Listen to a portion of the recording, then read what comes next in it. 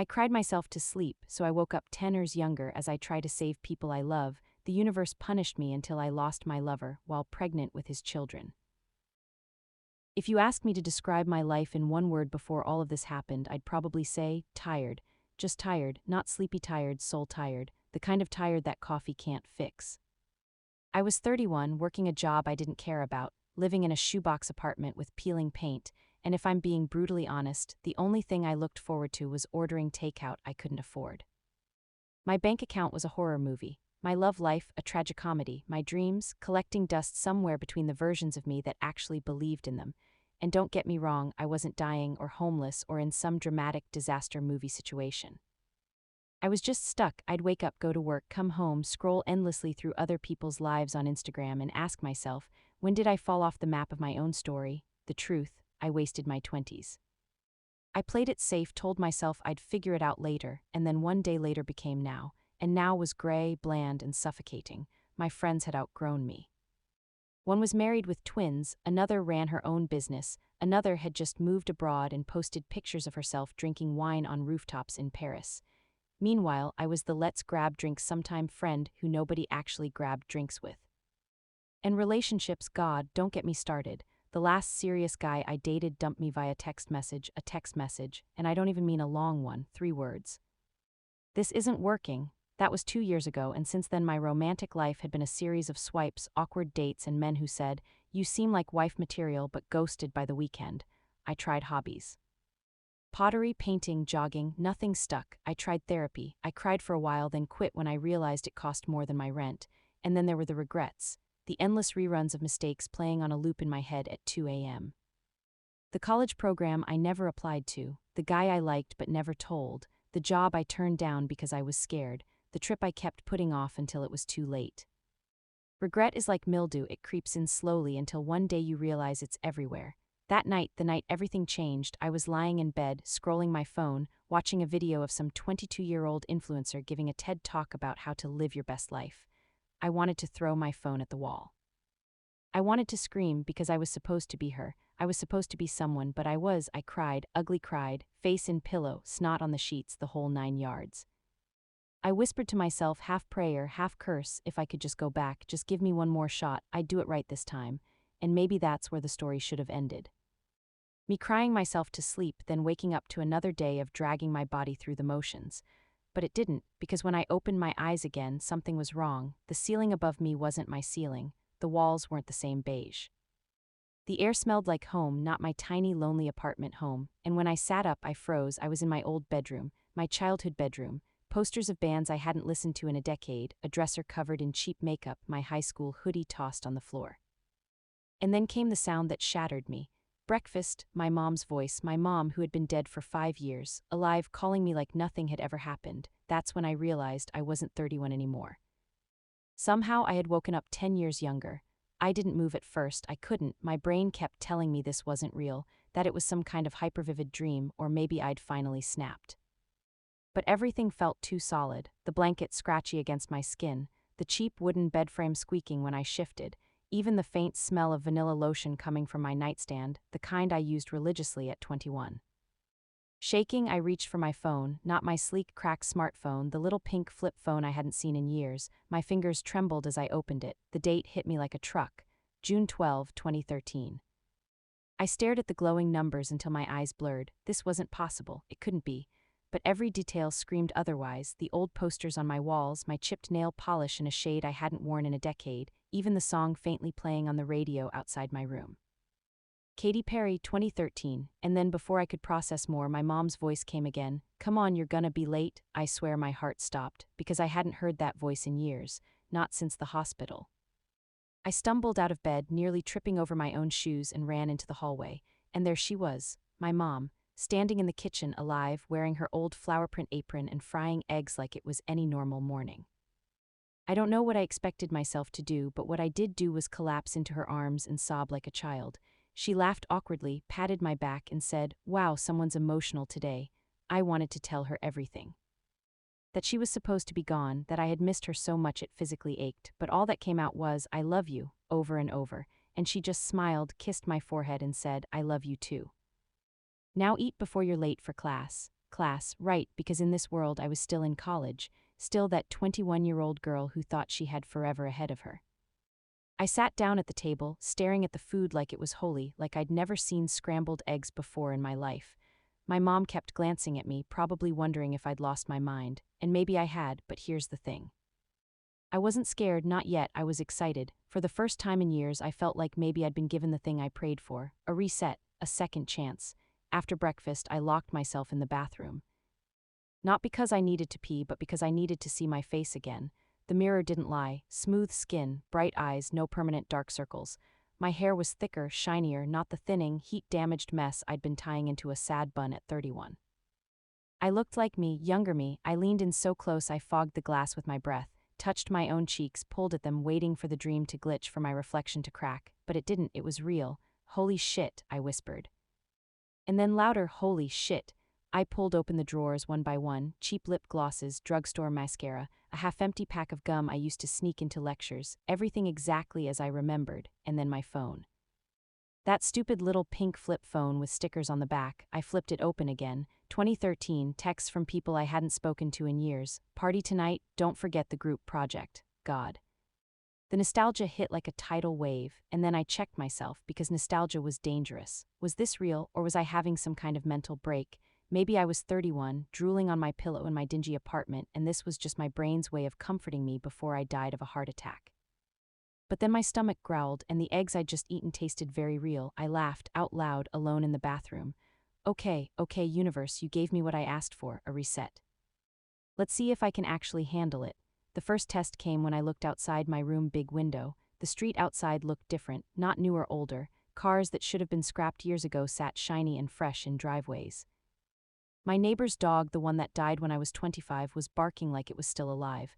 I just stood there, staring, grinning like an idiot, but here, where it got weirder, I knew things, tiny things that hadn't happened yet. The mailman, he tripped over the curb exactly 2 seconds after I thought he's about to trip. A car honked at an intersection right on cue. My brain whispered spoilers about reality, like I was watching a movie I'd already seen. And then there were the bigger things. I knew that tomorrow, my best friend Maya was going to call me crying because her boyfriend cheated. I knew in a few weeks, another friend would get into an accident on her bike. I knew that in 6 months, someone I loved would. I cut the thought off. Couldn't go there yet. Instead, I pulled out a notebook. If this was really a reset, I needed a plan. I wrote down 3 words at the top of the page: don't waste this. I laughed at myself because what a dramatic thing to write, but then I got serious. I started listing everything I remembered, things I regretted, things I wanted to fix, the job offer I should have taken, the grad program I'd chickened out of, the guy I'd been too shy to confess to, the conversations I never had with my mom. The list grew until my hand cramped, and when I stopped, I just sat there staring at it because it was terrifying. Here it was, my second chance. The thing I had begged for through snot and tears the night before. But what if I screwed it up again? What if I made it worse? I didn't realize how long I'd been sitting there until my mom knocked on the door. You okay in there? You're gonna be late for class for my 21-year-old life. I snapped the notebook shut, shoved it in my bag, and forced a smile.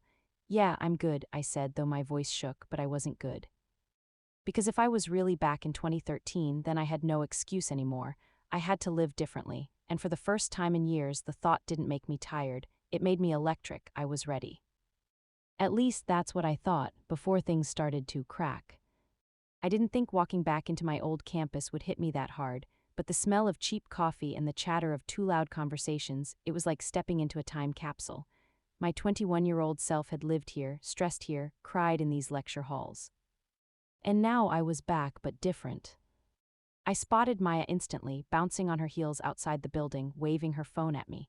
Same curly hair, same oversized hoop earrings, same way of filling a space with her energy. Girl, you're late, she shouted across the lawn. I smiled so hard my cheeks hurt. Yeah, traffic, I lied. She looped her arm through mine, talking a mile a minute about some new guy, some party, some outfit disaster. And I listened, really listened, with this strange ache in my chest, because I already knew where her road led, and God, she didn't deserve it. At one point, she caught me staring. What? Nothing, I said quickly, I just missed you. She laughed. We literally saw each other yesterday. And she was right. To her, nothing had changed, but to me, I'd been without her for years, without her voice, her dumb jokes, her reckless optimism. I swallowed it down, no way to explain, not yet. The weirdest part of being back wasn't just nostalgia, it was how alien I felt among them.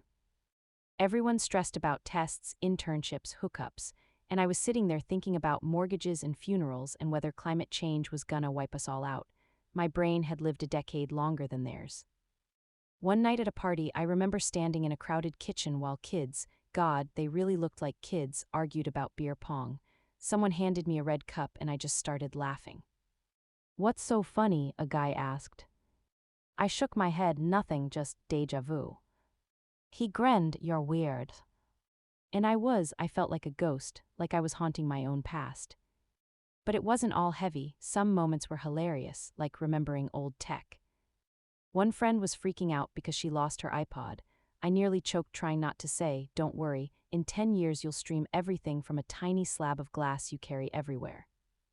Or when Maya dragged me thrift shopping and I almost blurted out, "That ugly jacket you're buying. In 10 years, it'll be trendy again and cost triple." I had to bite my tongue constantly, walking history book in skinny jeans. But then the sweetness always turned bitter. Because every laugh came with a ghost. Like when our friend Jenny showed up to study group, bright-eyed, full of plans about traveling the world, I smiled and nodded along, knowing she wouldn't make it past 25. I couldn't stop staring at her, memorizing her laugh, the way she doodled flowers in her notebook, because I knew what she didn't, and it hurt. That night, lying in bed, I wrote her name in my notebook, then I stared at it for a long time, whispering, "Not this time, not if I can help it." But that's when things got strange. The next morning, Jenny texted me, "You good? I had this weird dream last night you were crying, couldn't shake it." I froze because I had been crying, quietly into my pillow, whispering her name. And for the first time, I wondered if the past wasn't as solid as I thought. Like maybe it was watching me back. I'd forgotten how easy it was to spot Ethan in a crowd. Not because he was the loudest or the flashiest, he was the opposite, always at the edge of the group, leaning against a wall, half smiling at something no one else noticed. He had that quiet gravity that pulled me in even back then, but this time I knew what I was looking for. I spotted him in the campus library first, same hoodie he practically lived in, same messy hair that never listened to a comb, same way of twirling a pen between his fingers while reading. And God, my stomach dropped like I was 21 again. But I was not really. Inside, I was 31, loaded with 10 more years of regrets and lessons. I remembered everything, how he'd flirt without meaning to, how he'd chase me at first, how I'd push him away because I thought I wasn't enough, how I'd waste the chance until he stopped trying. I wasn't about to let that happen again. Still, how do you flirt with someone you already know like a book, without coming off like a stalker? I tried the normal way. I walked up, leaned on the table and said, "You're in my spot." He looked up, confused, and then smirked. "I've been sitting here all semester, pretty sure it's my spot." I almost laughed because I remembered this exact conversation, word for word. "Fine," I said, slipping into the chair across from him, "then you're stuck with me." He shrugged like it was no big deal, but the corner of his mouth gave him away. Over the next few weeks, I slid back into Ethan's orbit the way a planet slips around a sun. He wasn't dramatic about it. He wasn't the type to text constantly or show up with flowers. He was steady, thoughtful, a little too sarcastic for his own good.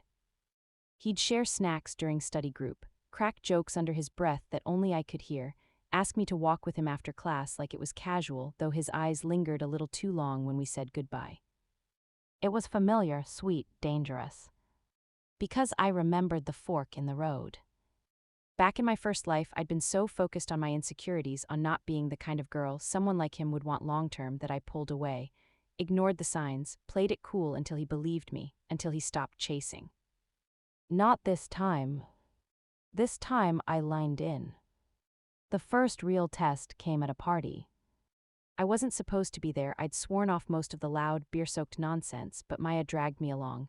"You need fun," she said, and fine, maybe she was right.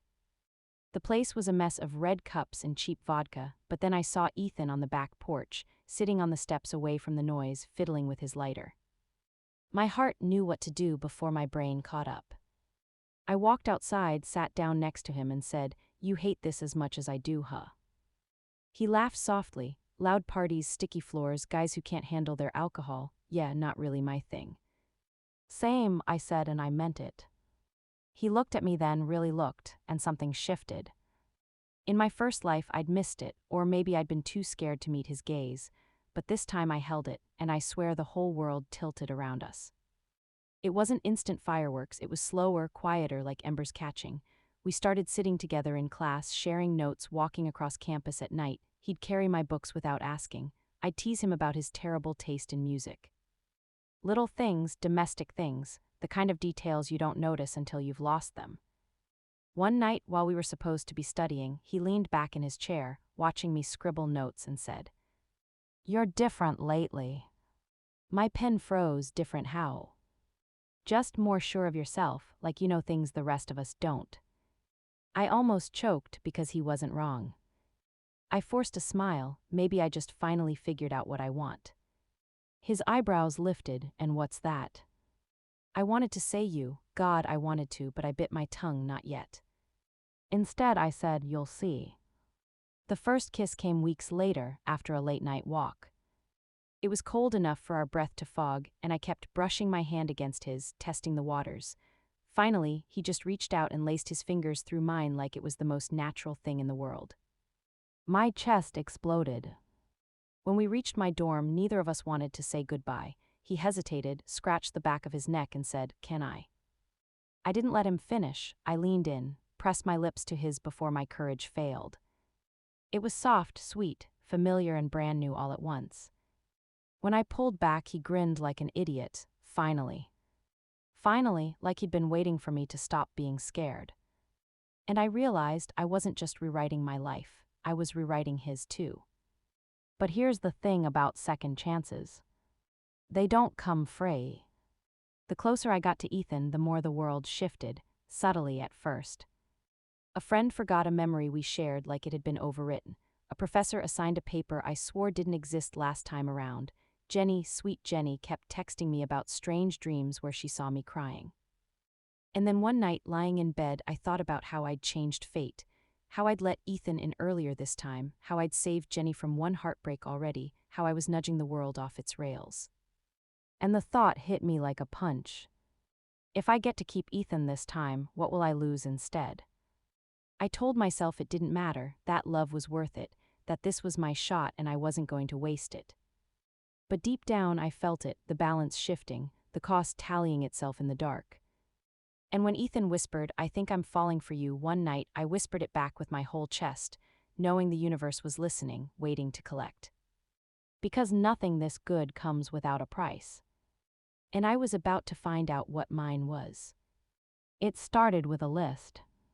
I'd scribbled it down the first week I woke up in 2013, half a joke, half a desperate promise. Don't waste this. Underneath, I wrote every regret, every chance I let slip the first time around. Now, weeks later, I was crossing things off like a woman possessed. Take the internship, check. Apply to the grad program I chickened out of, application submitted. Tell mom I loved her more often, every damn day. It felt powerful, like I'd stolen back control of my own story. But power has a funny way of making you reckless. I should have known the universe wasn't going to let me walk away clean. For months, everything had gone too well. My classes, Ethan, my health, the Bitcoin wallet steadily ballooning into something ridiculous. Every morning I'd wake up expecting the other shoe to drop, and every morning it didn't. Until it did. It started small. Maya's mom, who had been healthy for years in my first life, suddenly had a stroke, out of nowhere. The doctors said it was genetic, unavoidable, random, but I knew better. I'd pulled Jenny out of a late-night bike ride the week before, saving her from the accident that once shattered her spine. I'd yanked on the thread, and now reality was tugging somewhere else.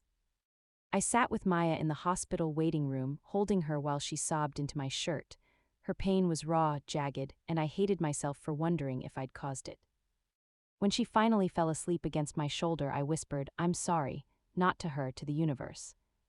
But the universe doesn't care about apologies. Then came the night Jenny found me. We were studying in her dorm, the room dim except for a desk lamp. She put her pen down suddenly and stared at me. "You've changed," she said. I forced a smile. "So have you." "No," she shook her head. "I mean, you know things, don't you?" My chest went tight. What are you talking about? She leaned in, whispering like it was a secret too big for the air. That night you stopped me from biking, I had a dream about it, a crash, the whole thing. You knew, didn't you? You saved me. Her eyes searched mine, pleading for honesty. And for a second I almost broke, almost poured everything out. But then I saw the fear in her expression, the edge of panic, and I lied. Just intuition, I said softly. Lucky guess. Jenny didn't look convinced, but she didn't push. And that scared me more than anything, because if she could feel the ripple, how many others could too? Ethan was the one I couldn't hide from. We'd grown closer, closer than I thought possible. Nights studying turned into nights talking about the future.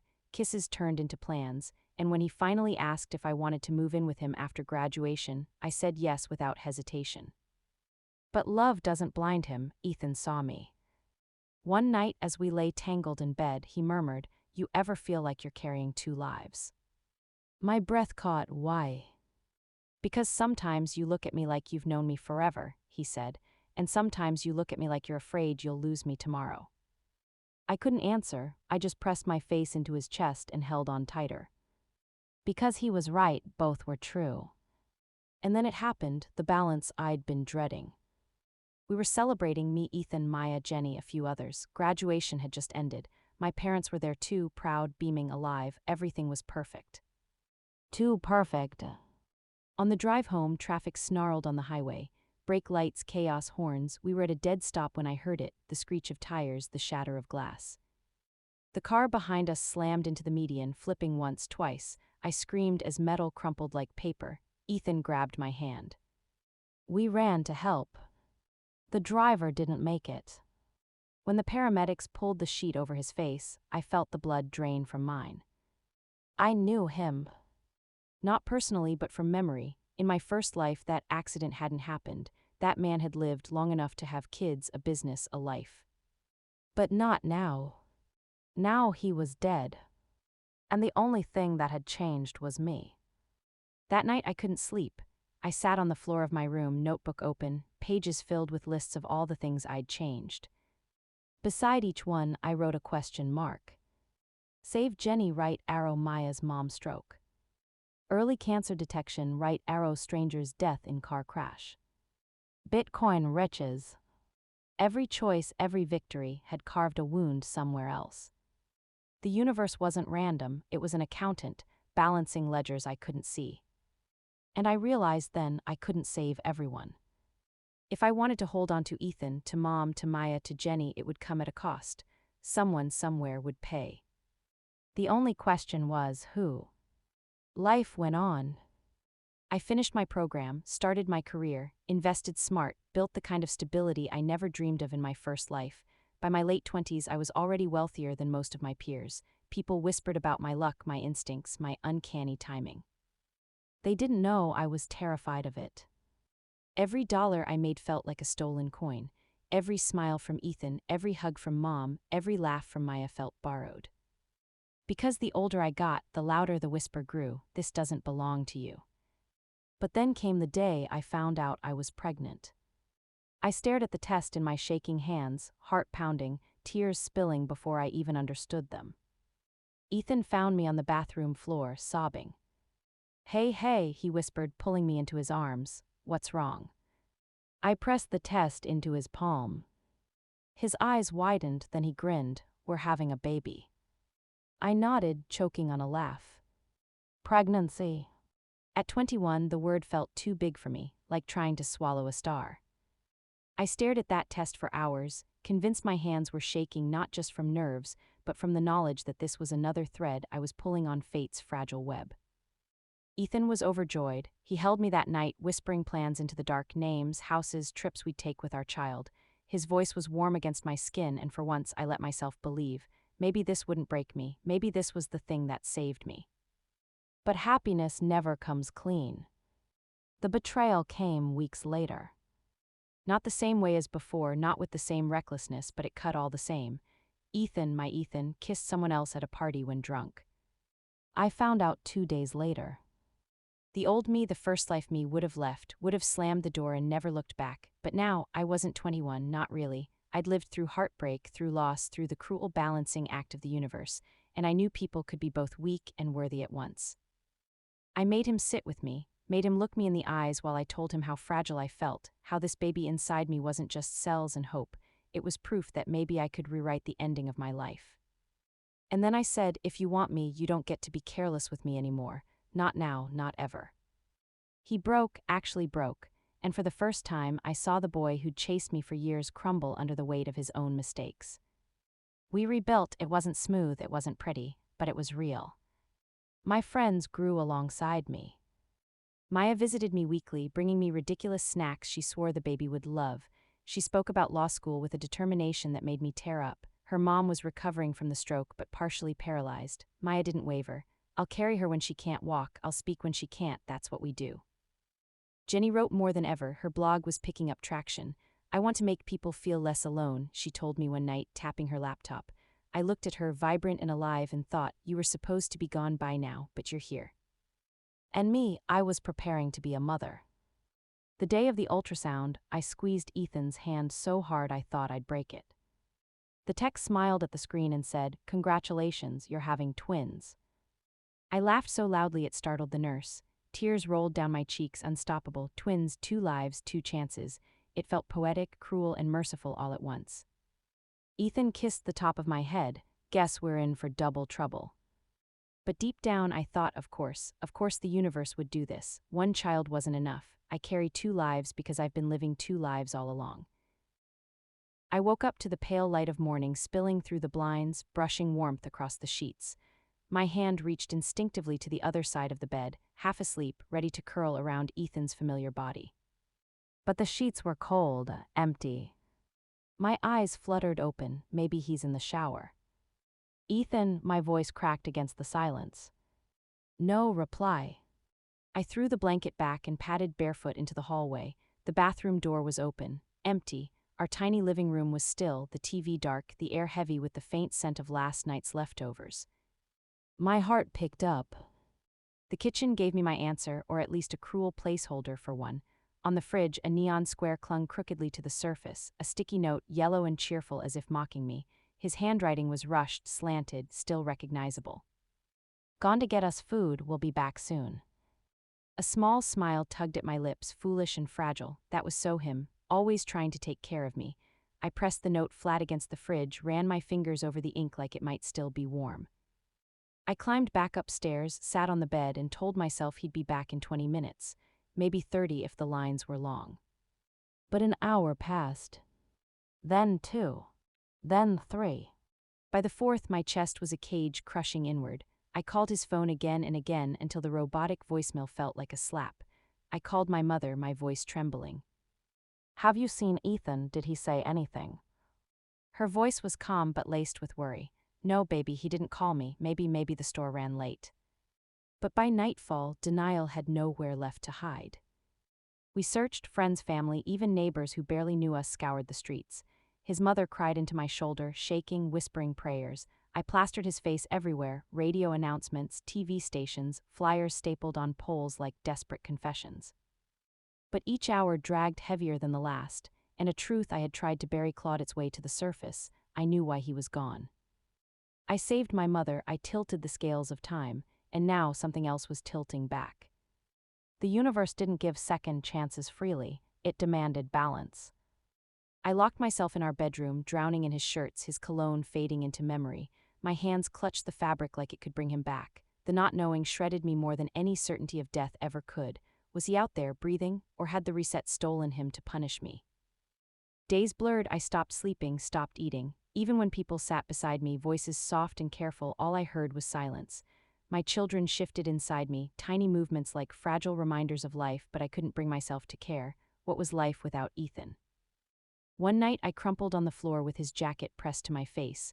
My body was too tired to fight the collapse. The last thing I saw was the clock's red glow, blinking 3:03 a.m. before everything went dark. I woke to softness, not the scratchy sheets of our old bed, not the hardwood chill of the floor. This was silk, smooth and cool, wrapping me like a secret. My eyes opened, and for a moment I thought I was dreaming. A chandelier hung above me, crystal shards catching sunlight in brilliant prisms. the ceiling arched high, carved with delicate patterns. The bed beneath me was massive, upholstered headboard rising like a throne, the sheets impossibly white. Gold-trimmed curtains swayed gently at the windows, framing a view of rolling gardens beyond. A velvet chair sat in the corner, a glass of water perched perfectly on its armrest. The air smelled faintly of roses, expensive, almost unreal. I sat up slowly, heart racing. On the pillow beside me, a frame rested as though waiting. Ethan's photograph, his smile frozen mid-laugh, eyes sparkling the way they always had. My throat tightened, I clutched the frame to my chest and the dam broke. Tears poured, my sobs muffled against the glass. Ethan. And then laughter, high-pitched, bright, alive. Children's voices floated from downstairs, my breath caught. Children. I scrambled off the bed, nearly tripping on the thick carpet, and stumbled toward the sound. Down the wide staircase, polished wood gleamed under my feet. And then I saw them. Two small figures darting around the living room, giggling. Their hair shone in the light, their laughter so achingly familiar. Around 9 years old, the exact age they would be now, had I given birth when I was 21. And in the middle of it all, my mother. Her hair silvered, her body thinner, but her eyes, oh, her eyes were bright, alive, filled with joy. She knelt as the children ran circles around her, laughter wrinkling her face. I froze, the sight tearing into me like light through stained glass. "Mom," my voice was a broken whisper. She turned, and for the first time in years I saw her smile the way she used to, wide and unburdened. I ran to her, fell into her arms, clung to her like a drowning woman. Tears blurred my vision, my children's tiny hands tugging at my shirt, asking questions I couldn't answer through the sobs. Then, a voice, deep, familiar, from behind me. "Careful, love, don't fall over yourself." I froze, my heart stopped. Slowly I turned. There he was.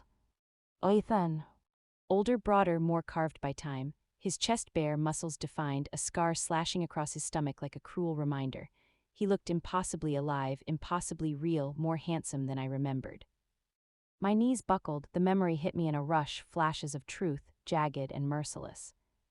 He had been taken, kidnapped, almost broken. Someone had noticed my reset, had felt the shift of fate when I changed the past. A man who in the first life cheated his way to power, but in this second chance found his path blocked. His rage needed somewhere to land, and he chose Ethan. They left him to die, but someone found him, saved him, while the one who cursed us met their end. The dizziness hit hard, my body swayed, but before I could fall, Ethan was there, strong arms catching me. "Easy," he murmured, steady, warm. "Careful, darling, you don't want to hurt the baby in you, do you?" The words pierced through me like lightning. My eyes snapped up to his. "Baby," my voice shook. He frowned gently, confusion flickering. "Of course, you told me last week, did you forget?" I gasped, hand flying to my stomach. The truth unfolded like a sunrise. I was pregnant. Not in the old timeline, not in the nightmare where I lost him, but now. I broke, sobbed against his chest, kissing him, clutching him like he might vanish again. His laughter rumbled against me, low and rich. "Someone's happy today," he teased, lips brushing my temple. "If only you knew," I whispered back. He pulled away, brushing a strand of hair from my face. "Go on, get ready, your friends are coming over." And they did. The house filled with voices, familiar faces transformed by time but still radiant. Friends who had once faltered were now thriving, married, happy, glowing with the kind of peace that only comes from years of lessons learned. We sat around the long dining table, sunlight pouring through tall windows. I announced the pregnancy and their cheers erupted, their hugs warm and genuine. One friend clasped my hand tightly. "And your mom, how is she? Has she been fine after your dad left?"